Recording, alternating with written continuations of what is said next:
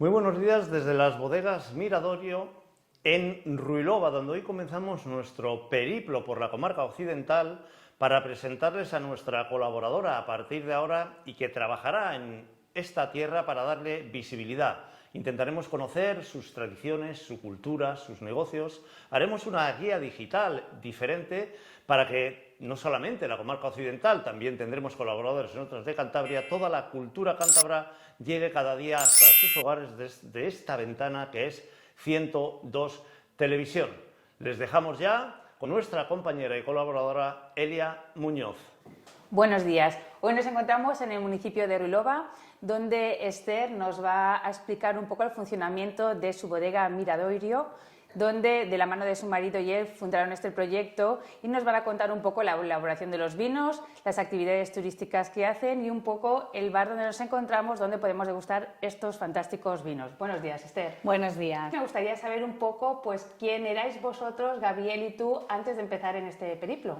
Gabriel es de aquí, de Ruilova, él nació aquí y de hecho seguimos viviendo donde él nació, y yo soy de San Sebastián.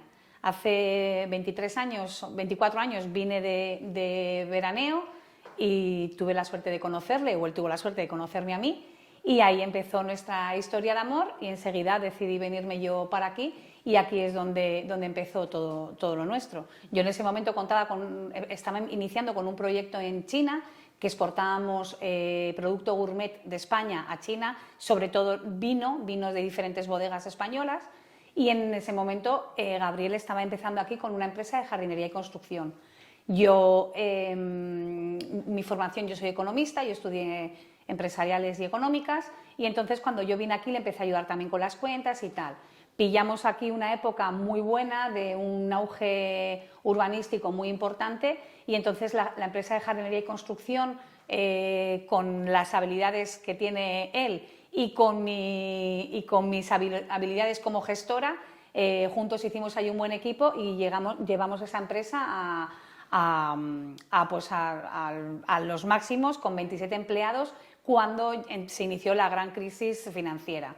En ese momento teníamos 27 empleados, como he dicho, todos de la familia, amigos, gente del pueblo, y entonces se convirtió en un verdadero problema porque nos sobraba gente, aquí ya no se estaba construyendo nada, ya nos hacían jardines, bueno, estaba todo, vamos, de donde había trabajo antes para 27, ahora había para 10 o 12. Con lo cual, ahí es donde surgió este proyecto. Teníamos que recuperar, dar empleo a esta gente que junto con nosotros sacaba adelante esa empresa. Y entonces ahí es donde, uniendo mi proyecto en China con el que yo seguía trabajando y todo mi conocimiento del mundo del vino y la empresa de jardinería que teníamos aquí, la nave en la que hoy tenemos la bodega, toda la herramienta para trabajar el campo y sobre todo gente que estaba acostumbrada a trabajar el monte y el campo, ahí es donde surgió este proyecto. Dijimos, ¿por qué no recuperamos el vino en Cantabria? Y empezamos a darle un sentido también enoturístico a toda esta zona.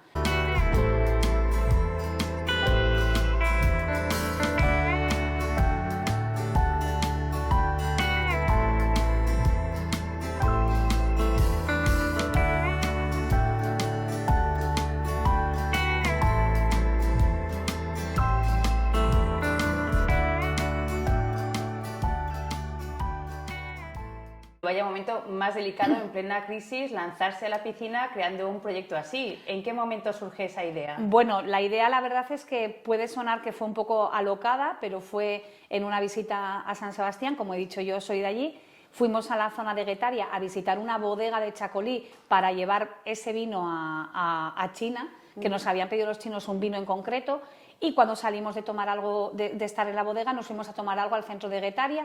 Y entonces yo decía, hacía mucho tiempo que no pasaba por allí, dije, bueno, pero ¿en qué se ha convertido Guetaria? Guetaria era un pueblo pesquero que tenía 4 bodegas que daban chacolí, pero el chacolí lo bebíamos los vascos porque hacíamos mucha patria. Pero de repente se había convertido en una zona con unas bodegas, unos vinos estupendos y sobre todo una zona con un atractivo turístico brutal. Se habían generado muchísimo turismo rural alrededor y eso era un domingo al mediodía y nos llamó la atención como el tipo de público que había allí y cómo estaba en ese momento y dijimos, jolín, esto es Ruilova se parece muchísimo geográficamente a aquello. En Cantabria también hubo vino, y aunque la Andarrarizuri, que es la uva con la que se hace el chacolí, se piensa que es vasca, los orígenes están en Cantabria. Y entonces dijimos, ¿por qué no hacemos esto o imitamos este modelo que está funcionando? ¿Por qué no lo imitamos allí?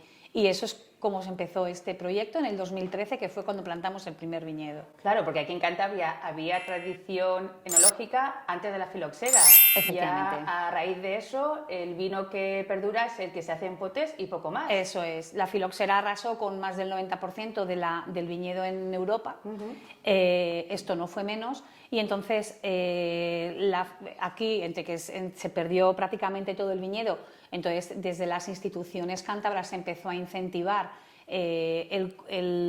los prados para pastos y para darle más importancia a la ganadería. Y entonces aquí en todo lo que es la zona, lo que ahora se recoge bajo la IGP Vinos de la Costa de Cantabria, se quedó a cero, no había un viñedo plantado. Solo se mantuvo algo en la zona de Liébana.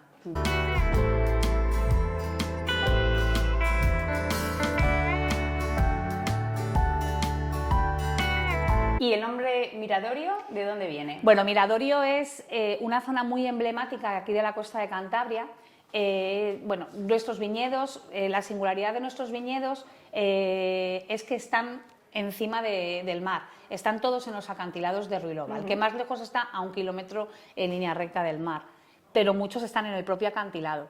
Y la Punta de Miradorio es una zona de aquí de Ruilova en la que plantamos junto a Contursío, nuestro primer viñedo, y es una zona que tiene unas vistas espectaculares. Separa Ruilova de Comillas y desde luego es una pasada. Entonces, bueno, es una zona que, sobre todo para mi marido y su familia, siempre ha tenido mucho valor sentimental, y entonces, bueno, pues eso es lo que nos llevó a poner ese nombre a nuestra bodega. Como bien cuentas, la ubicación de estar en un acantilado para la cosecha no debe ser nada fácil, ¿no? No, ni para la cosecha ni para el trabajo diario. Al final tenemos pendientes de hasta más de un 35% en zonas. Entonces, mecanizar eso es prácticamente imposible. De hecho, alguna vez al año podemos meter el tractor, pero los que están en el tractor son o mi marido o mi hijo. Y verles encima de los acantilados, para la gente es un espectáculo, porque la gente cuando pasa por allí, por esa zona, y los ve, se quedan mirando porque llama muchísimo la atención, pero los que están ahí son mi familia, mi vida, y al final se pasa mucho miedo, con lo cual prácticamente todo se hace de forma manual. Nos has contado un poco la experiencia de Gabriel como jardinero, las herramientas que tenía, bueno, tu experiencia como economista importando y exportando vino. Todo esto vino muy bien, pero calculo yo que a pesar de tener la nave y demás, tuvisteis que ampliar y coger nuevos terrenos para poder plantar los viñedos. Sí, nosotros no teníamos... La mayor dificultad era pensar en dónde lo podíamos plantar y sobre todo que fueran terrenos al lado del mar. Entonces, aunque no tiene ningún valor para las personas del entorno, porque como está todo afectado por costas, no se puede construir ni se puede hacer nada, pero todo el mundo te decía, no, coge mi terreno, llévate planta aquí y tal.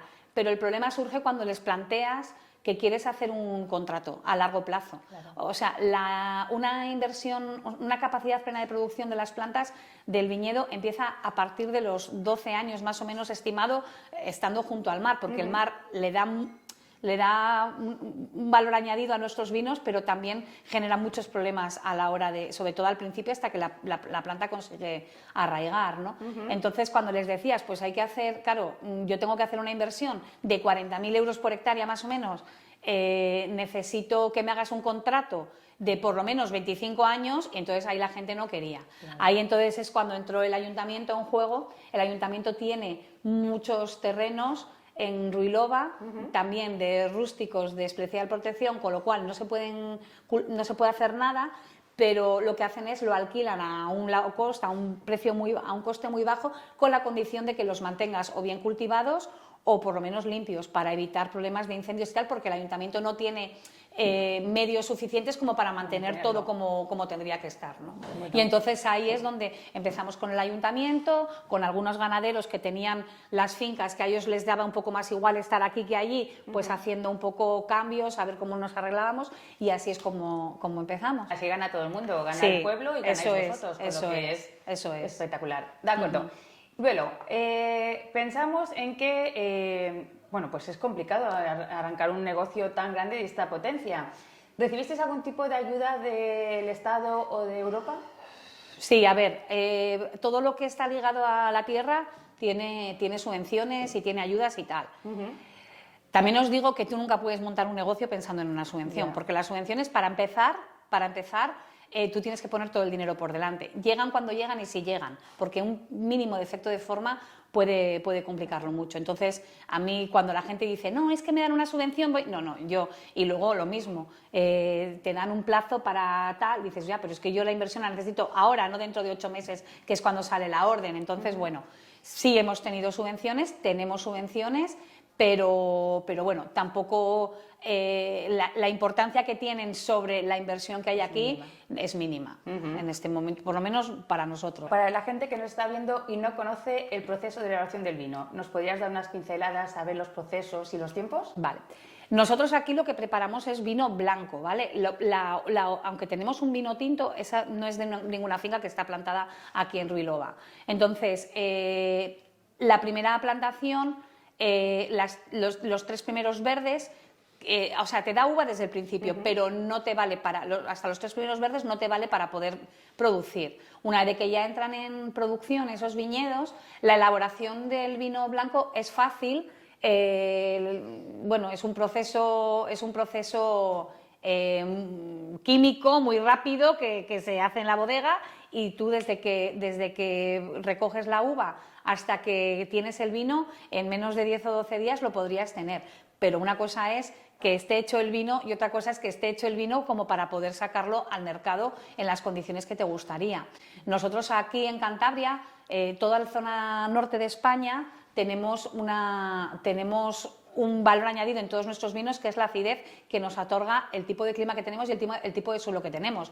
Pero una cosa es que sean ácidos, que hay mucha gente que le gustan los vinos ácidos, y otra cosa es que cuando te metas el vino en la boca guiñes el ojo, con lo cual nosotros tenemos un proceso de elaboración sobre sus propias lías, que es una especie como de crianza dentro de los depósitos para contrarrestar la acidez con el dulzor de la lía. Entonces ahí es donde trabajamos un poco de los 2 vinos blancos que elaboramos en el momento.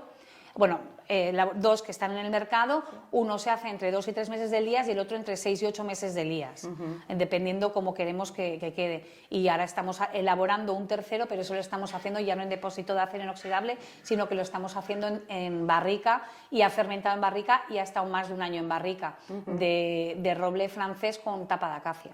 ¿La primera cosecha en qué año se da? La primera cosecha con la que produjimos nuestro primer vino fue con la cosecha del 2016 y lo sacamos en el 2017.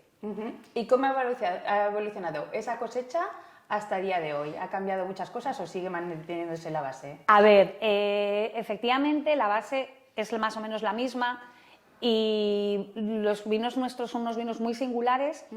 Y cada año, o sea, la gente que está acostumbrada a beberlos sabe diferenciar perfectamente cuál es un vino y cuál es otro. Si tú les pones los dos, saben perfectamente cuál es el Toussaint y cuál es el Mar de Fondo, con lo cual los dos están guardando sus características originales. Pero sí que es verdad que nosotros, de momento, que nuestro viñedo más antiguo tiene 10 años desde su plantación, empezamos en 2013, terminamos en el 2018, con lo cual hay viñedo que está plantado solo hace 5 años, estamos elaborando nuestros vinos con bebés, con uvas bebés. Entonces, cada año se nota muchísimo cómo la planta va adquiriendo una madurez y cómo va arraigando, y se nota un montón. Entonces la mejoría, aunque no sea un año de buena cosecha, se nota muchísimo en la mejoría de la uva, eso es. Bueno. Más que progresiva, exponencial, incluso, te atrevo a decir. Pero como bien contabas, tenéis 2 vinos blancos, el Toussaint y el Mar de Fondo, y luego una denominación de origen de Rioja, Oreas. Eso es. ¿Qué características les hace tan especiales y en qué situaciones recomiendas tomar cada uno de ellos? nuestros dos vinos blancos, su característica principal y lo que más llama la atención es la salinidad que se capta en boca de ellos, con ellos, ¿no?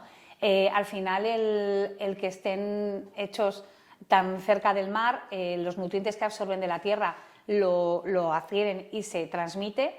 Y luego, bueno, hay parte del viñedo que es que, como venga un poco de temporal, nos golpea directamente la ola. Yeah. Y eso al final se nota. Tú cuando recoges las uvas, las que están encima del mar están totalmente blancas. Ajá. O sea, en vez de verde, están blanquitas, que es del propio salitre que coge.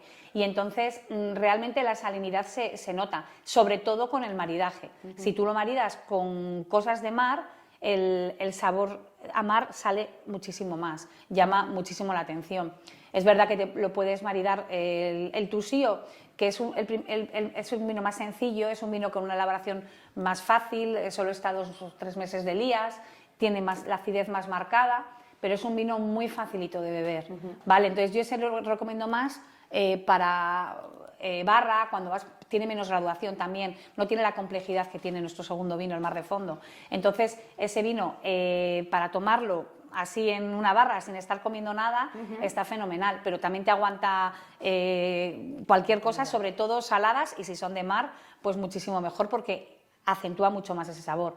Y luego está está el Mar de Fondo. Nosotros tenemos plantadas 4 variedades de uva. Ondarrabí Zuri, que es con la que se hace el chacolí, que es la que digo que se cree que es autóctona de aquí, Albariño, Higo de Ello, que son gallegas, y Riesling, que es de la zona de toda la cuenca del Rin y esto. Entonces, nosotros el Toussillo lo hacemos con Ondarrabí Zuri y con Albariño, pero el Mar de Fondo lleva la mezcla de las 4 variedades que tenemos plantadas. Son 4 variedades que son muy potentes por sí mismas, son capaces de hacer vinos monovarietales de una sola variedad, y nosotros mezclamos las 4 variedades en uno mismo. Entonces es un vino que tiene una complejidad importante, y a la hora de beberlo yo recomiendo tomarlo tranquilamente, porque vas a poder saborear cada uva, porque cada una va saliendo en diferentes momentos. En 15 minutos que puedes estar tomándote una copa de vino, vas probando, vas viendo cómo va evolucionando de una forma que llama muchísimo la atención. Y de hecho es nuestra buque insignia, porque es al que le están dando todos los premios y tal, ¿no? Pero bueno, y el maridaje, el Mar de Fondo es un vino que te puede aguantar hasta carnes perfectamente, pero bueno, lo que insisto, el marisco, todo, las ostras o los erizos de mar, muy de aquí, es una pasada cómo te acentúa el sabor, es increíble, los maridajes, la fuerza que tienen. ¿En qué momento el Oureas, el vino de la denominación de origen Rioja, pasa a formar parte de esta familia? Bueno, el Oureas desde el principio. El Oureas es de un viñedo que tengo yo con mi empresa, con Comercial Gourmet Interbasque, que es con la que exportamos a China. A nosotros en sus tiempos, aunque llevábamos vino de diferentes bodegas españolas, nos pedían a veces vinos que querían que hiciéramos con la propia marca de ellos, de los chinos, que son muy caprichosos, y las bodegas con las que trabajamos no se prestaban a eso. Entonces cogimos aquel viñedo y empezamos a hacer un vino. Entonces, cuando empezamos con este proyecto, a la hora de ir a comercializar, sobre todo a la hostelería, si no vas también con un vino tinto, es mucho más difícil atraer a ese potencial cliente. Entonces decidimos hacer un vino solo para nosotros, de ese viñedo, y también ofrecerlo aquí comercialmente, y luego además hacemos una producción bastante grande, unas 30 y tantas mil botellas, que lo utilizo para exportar a China. Lo mando yo a China, y a lo mejor no suena muy romántico, porque este proyecto es muy romántico, pero también hay que pagarlo. Y entonces con el Oureas lo que hacemos es, una gran parte lo exportamos a China, y es el que me ayuda a financiar todo este proyecto. ¿Solo se exporta el Oureas o Toussillo y Mar de Fondo también? Toussillo y Mar de Fondo, entre los dos hacemos también una producción de unos 30-32 mil botellas. En este momento la capacidad de absorción del mercado de Cantabria es total, entonces a mí no me interesa mandarlo. Sí que es verdad que al final, por los lazos que me unen con muchos chinos después de muchos años trabajando juntos, ellos entienden que tienen que tener mi vino. Su cultura es, Esther, necesito tener tu vino en mi bodega. Entonces, al final, por compromiso se lo tengo que mandar, pero a mí no me interesa mandarlo a China. No me compensa. Habéis dado también el salto al enoturismo, ¿no?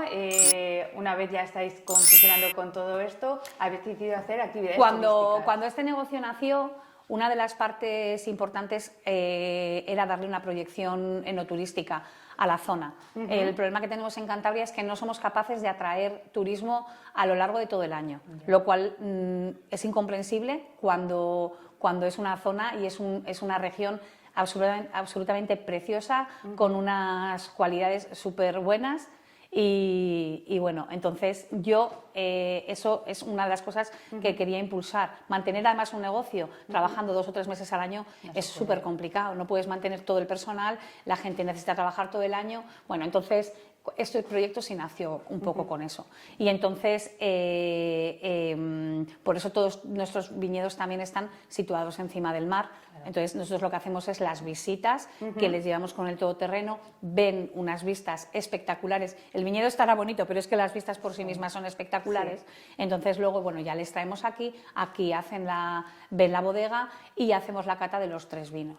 Y eso es lo que se hacía inicialmente. A partir de ahí el negocio te va pidiendo y entonces es cuando ya decidimos abrir la parte del wine bar para dar comidas, y todo lo que damos es producto de Cantabria. Incentivamos todo el producto de Cantabria. Creemos que la gastronomía y el enoturismo pueden ser muy interesantes para atraer gente todo el año. Después de todas estas cosas tan exitosas que me estás contando, ¿cómo habéis sufrido alguna dificultad a lo largo de esta trayectoria? ¿Cómo la habéis superado? Porque claro, no hay que olvidar que en mitad de todo esto nos llega el COVID. Pues sí, la verdad. De hecho, nosotros inauguramos el 14 de marzo del 2020 el Wine Bar. Os suena la fecha, ¿no? Sí. Entonces, esta zona de bar se inauguraba ese día. El día anterior tuvimos que tomar la decisión de que, bueno, que las cosas parecía que se estaban complicando, y entonces tomamos la decisión de no abrirlo. Pero bueno, luego ya cuando ya la cosa empezó a pasarse, decidimos, bueno, ¿qué hacemos? ¿Lo abrimos, no lo abrimos? Y dije, bueno, yo lo tengo todo preparado, vamos a abrirlo. Y el 29 de mayo del 2020 inauguramos, pero para nosotros fue un plus el tema del COVID en ese sentido, porque como es un local muy grande, tenemos el viñedo fuera, está muy abierto, la gente lo percibió como una zona con poco riesgo, y entonces desde el primer día lo llenamos. O sea, de hecho, esto nació con una intención, y a la semana me di cuenta que esto tenía que evolucionar de otra manera porque el público me lo estaba pidiendo. Es muy versátil, ¿no? Se ofrece y se presta para muchas cosas. Es un lugar extraordinario, muy bonito, en el que se siente uno muy a gusto.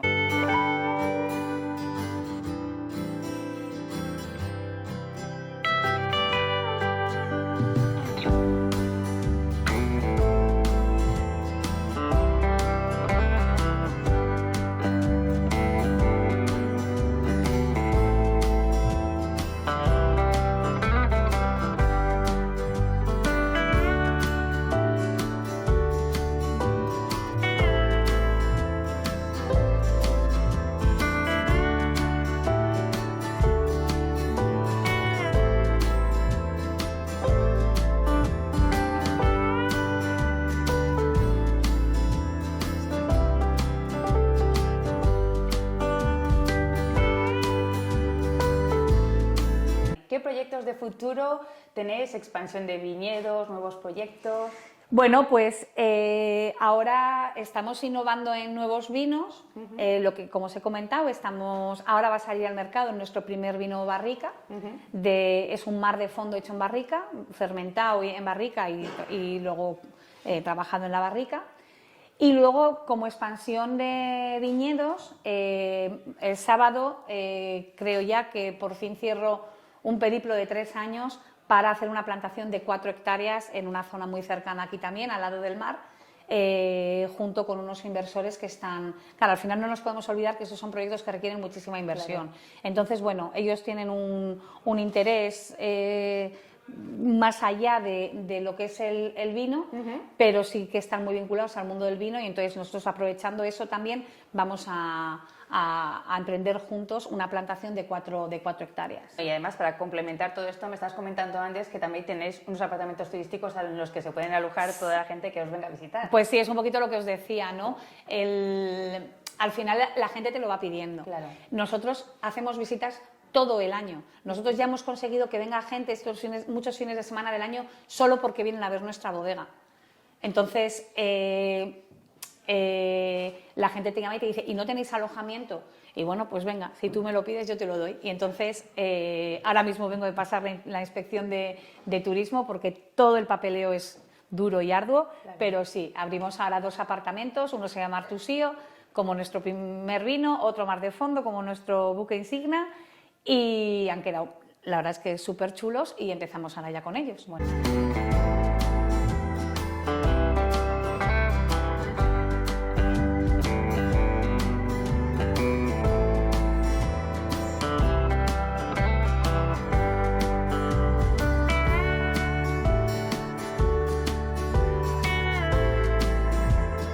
Maravilla, gente así hace falta en Cantabria, que tire para adelante y que no se limite a los 3 meses de verano, que cada vez son más cortos. Sí.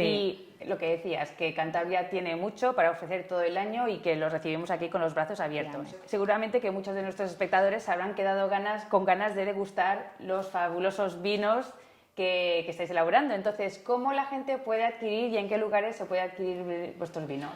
Nosotros, bueno, en el wine bar se puede venir y se puede tomar por copas, o sea, pero bueno, luego a la hora de comprar ya estamos el año pasado invertimos en un comercial propio para la bodega para acercarnos a todos los locales de hostelería. Cada vez estamos en muchos restaurantes y restaurantes muy importantes dentro de Cantabria y luego pues en tiendas gourmet, pues tipo Único, Diferente, todas estas estamos dentro y luego si no por nuestra página web se puede adquirir y a partir de una caja de 6 botellas ya no se paga ni porte y en menos de 24 horas lo tienen en su casa.